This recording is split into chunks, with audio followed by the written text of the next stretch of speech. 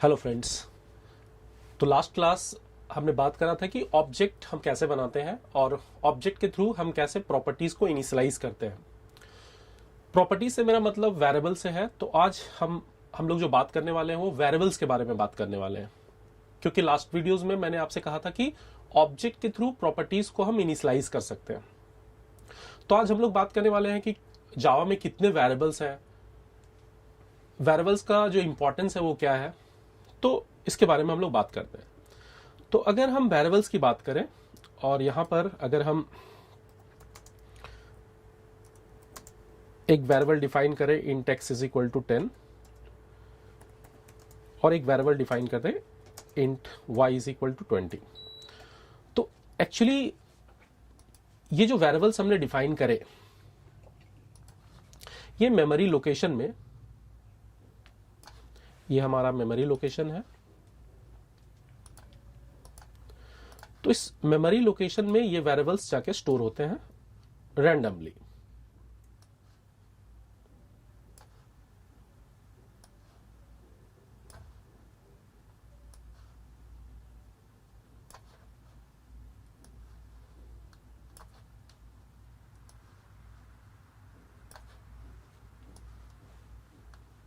तो एक particular memory location randomly कहीं पर भी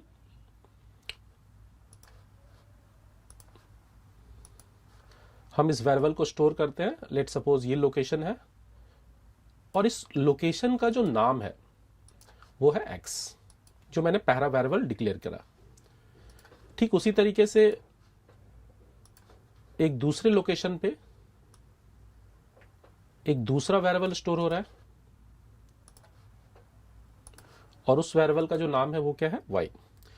अगर हम इसके वैल्यूज की बात करें तो 10 में जो वैल्यू स्टोर है वो कौन सा वैल्यू स्टोर है 10, और y में जो वैल्यू स्टोर है वो कौन सा वैल्यू स्टोर है 20।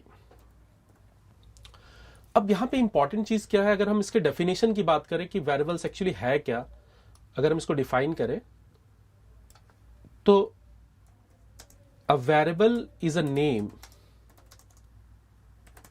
Given for the memory location.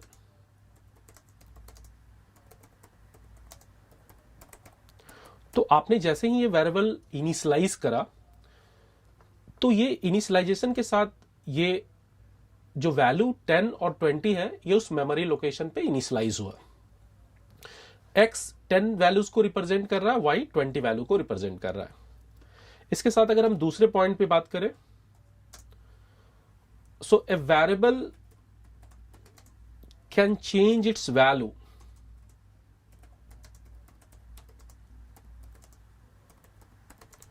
During the execution of the programme.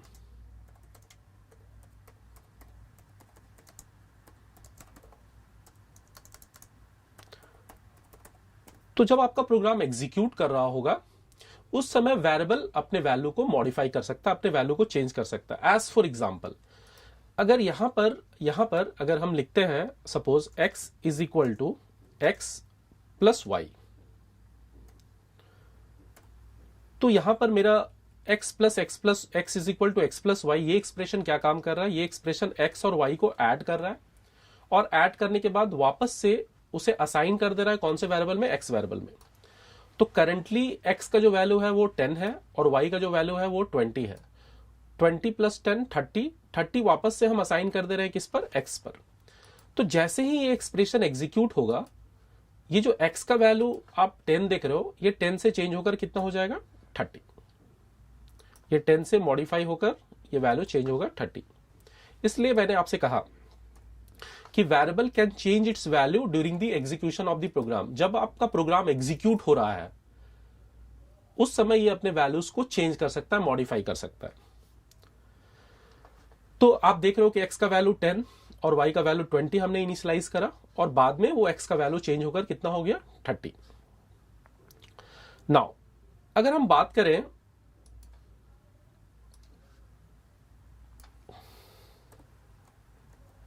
a variable will hold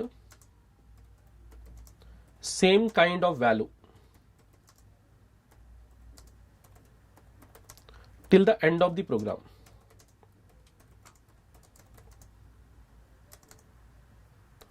till the end of the programme.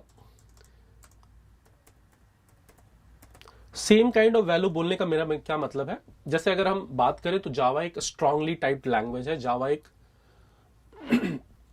ऐसा लैंग्वेज है जहां पर अगर हम वेरिएबल को इनिशियलाइज करते हैं तो उससे पहले मेरे को डेटा टाइप का पता होना बहुत जरूरी है। तो विदाउट डेटा टाइप के हम वेरिएबल को इनिशियलाइज नहीं कर सकते। जैसे अगर आप यहां पे देखो, जब तक मुझे ये नहीं पता हो कि ये एक्स का टाइप इंटीजर है, तब तक मैं इंटीजरिक काइंड का वैल्यू इनिशियलाइज कर ही नहीं सकता। इस तरह के लैंग्वेजेस को हम लोग स्ट्रांगली टाइप्ड लैंग्वेज या स्टैटिकली टाइप्ड लैंग्वेज बोलते हैं। तो यहां पर भी जब मैंने एक बार कंपाइलर को ये बता दिया कि एक्स का जो टाइप है वो इंटीजर टाइप है, तो ये x till the end of the program integer type के वैल्यू को ही होल्ड करेगा। इसी को हम लोग स्टैटिकली टाइप्ड लैंग्वेज या स्ट्रांगली टाइप्ड लैंग्वेज बोलते हैं।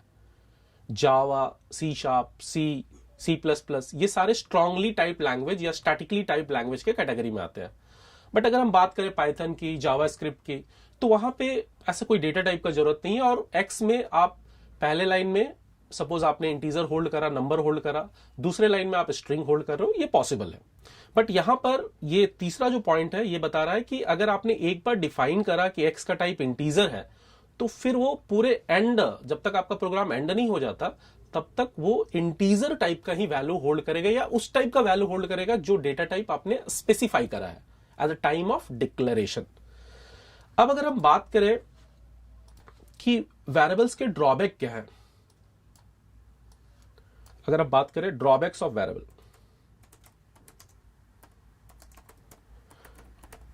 ड्रॉबैक्स ऑफ वेरिएबल्स के बाद हमने बात करना है कि वेरिएबल्स कितने तरह के हैं जावा में। तो वेरिएबल का ड्रॉबैक बड़ा सिंपल है। देखिए, वेरिएबल में हम क्या नहीं कर सकते। अगर हम डिफाइन कर रहे हैं इंट एक्स, या इंट एक्स हमने डिफाइन कर लिया है, तो int z is equal to suppose 12,89, ये इनवैलिड है। यानी एक वेरिएबल में हम एक ही वैल्यू होल्ड कर सकते हैं। अगर हम चाहें कि हम मल्टीपल वैल्यूज को होल्ड करें तो ये पॉसिबल नहीं है। A variable can hold only one value at a time. A variable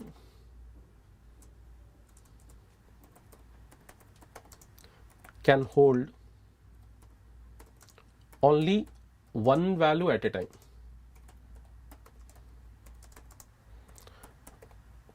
ठीक है, a variable can hold only one value at a time। तो अब इस प्रॉब्लम को सॉर्ट आउट करने के लिए क्या लाया गया, इस प्रॉब्लम को सॉर्ट आउट करने के लिए हम एरे का यूज कर सकते हैं। एरे क्या होता है, एरे में हम मल्टीपल वैल्यूज को होल्ड कर सकते हैं। तो एरेस के बारे में हम लोग बाद में बात करेंगे, लेकिन इस प्रॉब्लम को सॉर्ट आउट करने के लिए हम लोग एरे लेके आते हैं। तो एरे में क्या है, हम मल्टीपल वैल्यूज को होल्ड कर सकते हैं। वेरिएबल के साथ प्रॉब्लम क्या है, वेरिएबल ठीक है वैल्यू होल्ड करता है, लेकिन at a time only one value को ही होल्ड कर सकता है। बट लेट सपोज मेरा रिक्वायरमेंट है कि मैं मल्टीपल वैल्यूज को होल्ड करना चाहता हूं, तब मुझे एरे कॉन्सेप्ट के साथ जाना होगा। ओके, एक और छोटा सा चीज मैं आपके साथ शेयर करना चाह रहा हूं यहां पे। अगर आप ये देखो second point, a variable can change its value during the execution of the program. तो मैंने जैसा आपसे कहा कि वेरिएबल इसके वैल्यू को मॉडिफाई कर सकता है ड्यूरिंग द एग्जीक्यूशन। जब आप प्रोग्राम को एग्जीक्यूट कर रहे हो उस समय ये अपने वैल्यू को मॉडिफाई कर सकता है। अब अगर आप इसके एक बार इसका जो नाम है अगर हम वो देखें, इसका जो नाम है वो है वेरिएबल। अगर हम इसको ब्रेक करें तो ये क्या बनता है, वेरी प्लस एबल। वेरी का मतलब क्या हो गया, चेंज, चेंज प्लस एबल। तो हम बोल सकते हैं वेरिएबल को चेंजेबल।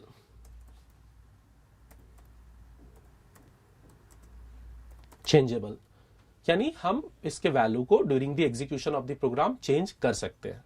ठीक है, अब अगर हम बात करें कि जावा में कितने तरह के वेरिएबल्स हैं,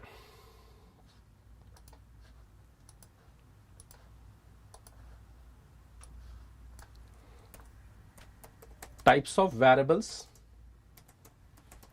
in Java।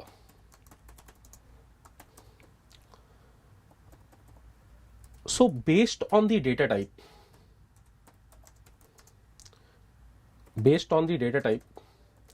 we have only two types of variables।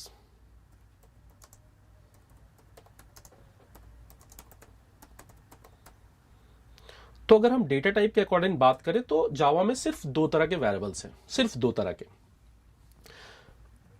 पहला वेरिएबल है प्रिमिटिव टाइप, या उसको हम बोलते हैं प्रिमिटिव वेरिएबल्स। इसका एक एग्जाम्पल अगर हम देखें तो हम बोल सकते हैं, जैसे मैंने अभी पिछले स्क्रीन में बात करा था, int x is equal to 23। ये कैसे वेरिएबल्स हो गए? ये प्रिमिटिव वेरिएबल्स हो गए। दूसरा जो कैटेगरी है वो क्या है? वो है reference variable. Reference variable, reference variable का अगर हम एग्जांपल लें तो अगर आपको याद होगा, मैंने पिछले वीडियोस में आपसे कहा था कि हम ऑब्जेक्ट कैसे बनाते हैं। तो यहां पर फिर से अगर हम लेट से मेरा एक क्लास है एम्प्लॉय, मेरा एक क्लास है एम्प्लॉय, लास्ट क्लास हमने स्टूडेंट का ऑब्जेक्ट क्रिएट किया था, तो चलो यहां पर अगर हम फिर से स्टूडेंट का ऑब्जेक्ट बनाते हैं, student s1 is equal to new student, student s1 is equal to new student. और पिछले वीडियोस में मैंने आपसे बात की थी, मैंने आपसे कहा था कि ये जो s1 है ये क्या है? ये रेफरेंस वेरिएबल है। ये s1 जो है ये रेफरेंस वेरिएबल है, ये प्रिमिटिव वेरिएबल्स है। तो based on the data types, ये बहुत इंपॉर्टेंट वर्ड है, based on the data types variables को हम दो कैटेगरीज में डिवाइड कर रहे हैं, primitive variables, reference variable. Okay, अब एक बहुत इंपॉर्टेंट चीज, based on the declaration, based on the declaration, based on the declaration position, यानी आप वेरिएबल को कहां पे डिक्लेयर कर रहे हैं, ये बहुत इंपॉर्टेंट पॉइंट है। आप वेरिएबल को किस किस पोजीशन पे डिक्लेयर कर, so based on the declaration position variables can be divided into 4 types, into 4 types. Just you please concentrate, यहां पे आप कॉन्सेंट्रेट करेंगे। डेटा टाइप्स के अकॉर्डिंग्स वेरिएबल सिर्फ दो तरह के हैं, प्रिमिटिव वेरिएबल्स, रेफरेंस वेरिएबल्स, जैसा कि मैंने एग्जांपल के साथ आपको बताया। अब based on the declaration position, यानी आप वेरिएबल को कहां पे डिक्लेयर कर रहे हो, आपने वेरिएबल को कहां पे डिक्लेयर करा है, उसके बेस्ड पर वेरिएबल्स को हम 4 तरीके में डिवाइड किए हैं। वो कौन सा 4 तरीका है? पहला जो तरीका है उसे हम बोलते हैं इंस्टेंस वेरिएबल। इंस्टेंस वेरिएबल को ही हम बोलते हैं non static field. Non static field, अब ये क्या होता है तो इसके बारे में बात करेंगे, फिर डिटेल में हम लोग बात करेंगे। आज हम सिर्फ टाइप्स ऑफ वेरिएबल बता रहे हैं, वरना वीडियो थोड़ा सा बड़ा हो जाएगा, लंबा हो जाएगा। तो इसके बारे में बात करेंगे कि इंस्टेंस वेरिएबल क्या होता है, कहां पे हम इसे डिक्लेयर करते हैं। दूसरा जो वेरिएबल है वो है class variable. Class variable, class variable को हम बोलते हैं स्टैटिक वेरिएबल या स्टैटिक फील्ड। तीसरा जो वेरिएबल है वो है लोकल वेरिएबल, लोकल वेरिएबल।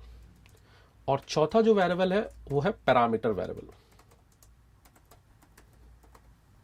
अब यहां पे थोड़ा सा कंट्रोवर्सी है, बहुत बारी हम इस लोकल वेरिएबल और पैरामीटर वेरिएबल को मिक्स कर लेते हैं।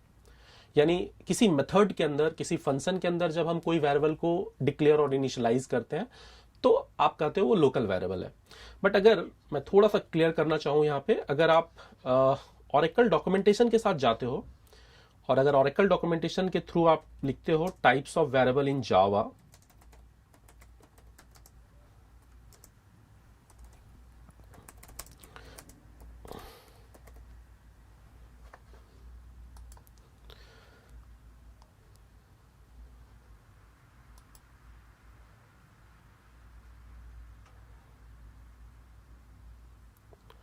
तो ये ऑरेकल का ऑफिशियल डॉक्यूमेंटेशन है, जावा का ऑफिशियल डॉक्यूमेंटेशन है। अगर आप यहां पे थोड़ा सा ध्यान से देखो, so the Java programming language define the following kinds of variable: instance variable, non static fields, class variable, static fields, local variable and what, parameters, parameters.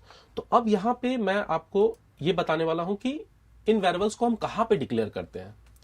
तो अगर हम बात करें कि इन वेरिएबल्स को हम कहां पे डिक्लेयर करते हैं, तो कब ये वेरिएबल्स जो है इंस्टेंस वेरिएबल्स कहलाएंगे, कब ये वेरिएबल्स जो है स्टैटिक वेरिएबल्स कहलाएंगे, कब ये वेरिएबल्स पैरामीटर वेरिएबल्स कहलाएंगे, कब ये वेरिएबल्स लोकल वेरिएबल्स कहलाएंगे।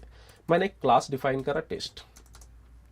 अगर हम यहां पे कोई भी वेरिएबल डिफाइन कर रहे हैं int x without static modifier, class के अंदर मेथड के बाहर, तो इसे हम बोलते हैं इंस्टेंस वेरिएबल, इंस्टेंस वेरिएबल। अगर यहां पे हम स्टैटिक मॉडिफायर के थ्रू कोई वेरिएबल डिफाइन कर रहे हैं, लेट्स से इंट y, तो फिर ये कैसा वेरिएबल होगा? ये होगा class variable. Class variable, instance variable को ही हम नॉन स्टैटिक वेरिएबल बोलते हैं और क्लास वेरिएबल को हम स्टैटिक वेरिएबल बोलते हैं। अब सपोज कीजिए यहां पे मेरे पास एक मेथड है, एक फंक्शन है, और इस फंक्शन के अंदर मैंने क्या किया, सपोज मेरे फंक्शन का नाम है एक्सेप्ट, और इस फंक्शन के अंदर मैंने एक वेरिएबल डिफाइन किया, लेट्स से z, और इस फंक्शन के बॉडी के अंदर मैंने एक वेरिएबल डिफाइन किया, let's say int a is equal to 12। अब ये जो z है इसको हम बोल रहे हैं पैरामीटर वेरिएबल। ये जो आप z देख रहे हो, ये z क्या है? ये है पैरामीटर वेरिएबल। और ये जो a है, ये क्या है? ये है local variable.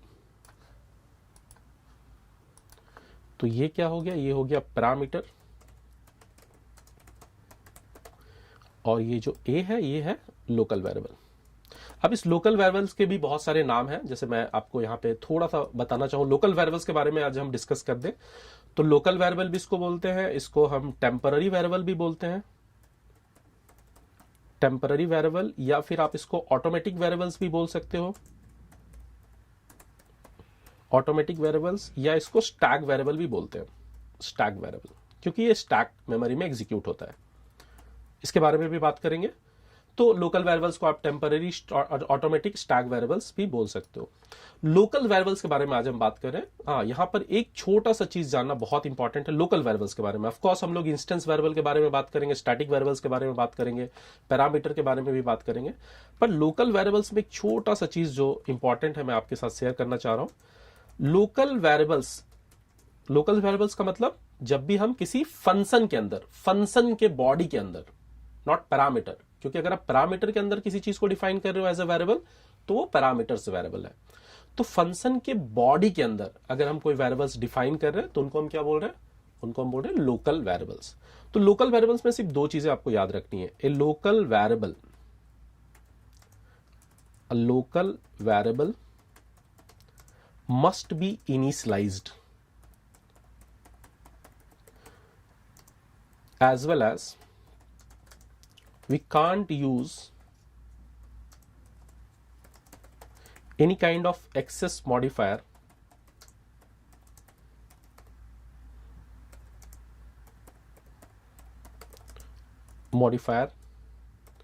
on local variable except final। तो फाइनल के अलावा आप किसी भी तरह का कोई मॉडिफायर लोकल वेरिएबल्स के ऊपर यूज नहीं कर सकते। और लोकल वेरिएबल को इनिशियलाइज करना बहुत ही इंपॉर्टेंट है। अगर आप उसे इनिशियलाइज नहीं करते हैं तो फिर वो एक कंपाइलेशन एरर देगा। जैसे मैं आपको एक प्रोग्राम के थ्रू दिखाना चाह रहा हूं। सपोज यहां पर मैंने एक क्लास ले लिया टेस्ट, और यहां पे मैंने एक फंक्शन के अंदर, जब भी हम फंक्शन के अंदर कोई वेरिएबल डिक्लेयर करते हैं तो हम उसे क्या बोलते हैं? हम उसे बोलते हैं लोकल वेरिएबल। और यहां पे सिंपली हम इस ए वेरिएबल को प्रिंट करना, इस ए वेरिएबल को हम यहां प्रिंट करना चाह रहे हैं, लेकिन हम इसे इनिशियलाइज नहीं कर रहे हैं। यहां पर मैंने क्या लिखा? मैंने लिखा ए वैल्यू इज प्लस ए। तो इसे मैं सेव करता हूं।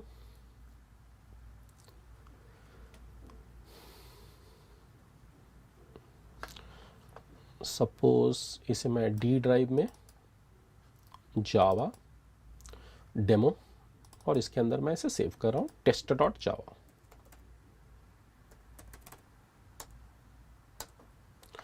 इसे कंपाइल करते हैं।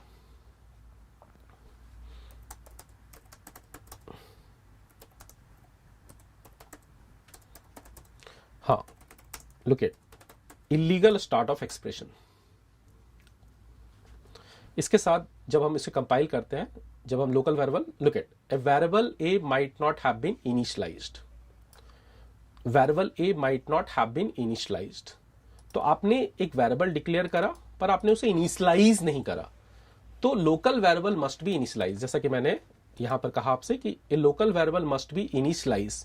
और दूसरी जो चीज मैंने आपसे कही कि we can't use any kind of access modifier, तो इसे भी देख लेते हैं। तो यहां पर ये local variable must be initialize, आपने इनिशियलाइज करना ही करना है। अब अगर हम इसे कंपाइल करते हैं और अगर हम इसे एग्जीक्यूट करते हैं तो ए वैल्यू इज 12, परफेक्ट। अब हम एक दूसरा लोकल वेरिएबल ले रहे हैं, suppose int b is equal to 15 और सपोज मैंने इसे भी प्रिंट, मुझे इसे भी प्रिंट करना है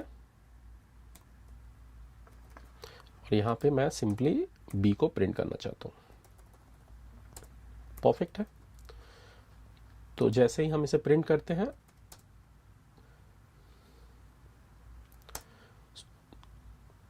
ए value is 12, B value is 15। अब अगर हम चाहें कि यहां पर मैं पब्लिक यूज करूं,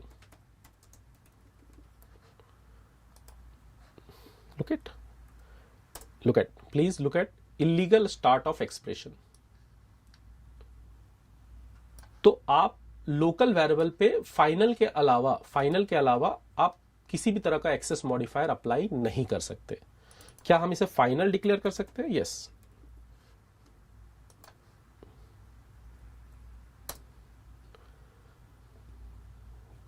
यस, कंपाइल हो रहा है और ये रन भी करेगा।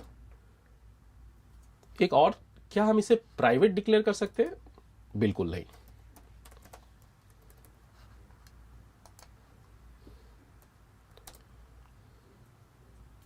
Okay, illegal start of expression. मैंने प्राइवेट क्यों लिखा?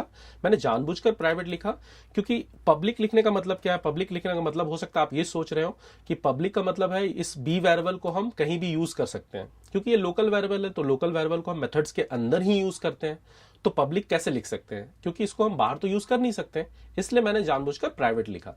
तो सिंपल कॉन्सेप्ट क्या है कि हम लोकल वेरिएबल पे, जो मैंने यहां पे लिखा है आप पे, local variable must be initialized or as well as we can't use any kind of access modifier on local variable except final। तो आज की वीडियो में यहीं तक।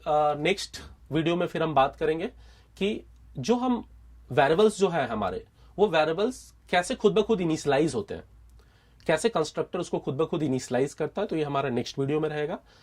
आज के लिए इतना ही, थैंक यू।